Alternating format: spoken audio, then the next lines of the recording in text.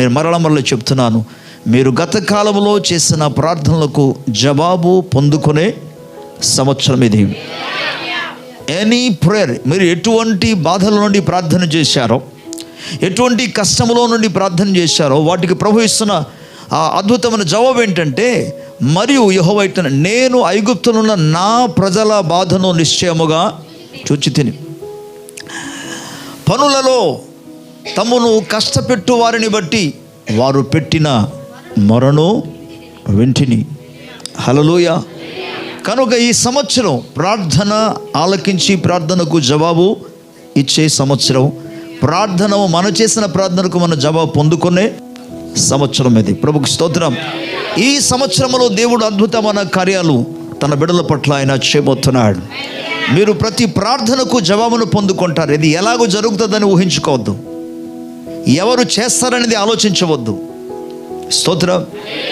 మీరు భౌతికంగా ఒకవేళ ఆలోచన చేశారు అనుకోండి, మీరు భౌతికంగా కానీ ప్రకృతి ప్రకారంగానే ఒకవేళ మీరు ఆలోచన చేశారు అనుకోండి, అది మీ యొక్క ఊహకు మించింది కనుక మీ వల్ల అసలు కానే కాదు. ఎటువంటి మైండ్ వస్తుందంటే, మనసు వస్తుందంటే, పరిస్థితి ఇలాగుంటే ఇది ఎలా జరుగుతుంది అనేక సందేహం అనేది దీనిలో నీకు వస్తుంది. ఇజ్రాయేల్ ప్రజలు కూడా 400 సంవత్సరాలు ఐగుప్తు బానిసత్వంలో ఉన్నప్పుడు వారికి బయటికి రావడానికి వారికి ఎటువంటి అసలు హోపే లేదు, అసలు నిరీక్షణే లేదు. కారణం, ఐగుప్తు అనేది ఒక దేశం, ఐగుప్తులో ఒక రాజు ఉన్నాడు, ఐగుప్తులో సైన్య సమూహాలు ఉన్నారు. ఇజ్రాయేల్ ప్రజలు ఆ దినాల్లో కేవలం కొద్ది మంది మాత్రమే.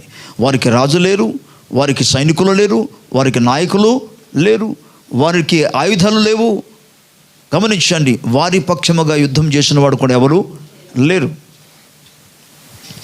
ఈవెన్ మోసే వెళ్ళి చెప్పినప్పుడు కూడా వారికి నమ్మకం రాలే. ఈరోజు నిన్ను కూడా దేవుని యొక్క వాక్యం ఈరోజు నీతో మాట్లాడుతుండగా, నీవు ప్రార్థన చేసిన ప్రార్థనకు ఈ సంవత్సరం ప్రార్థన జవాబు పొందే సంవత్సరం అని చెప్తున్నప్పుడు, ఈ పాస్టర్ గారు నిజమేనా? అవును, నేను చెప్పేది నిజమే. స్తోత్రం. దేవుని వాక్యము నిరంతరము నిలిచినది. భూమి ఆకాశములు గతించిపోతుంది, కానీ ప్రభు వాక్యము నిరంతరము నిలిచినది.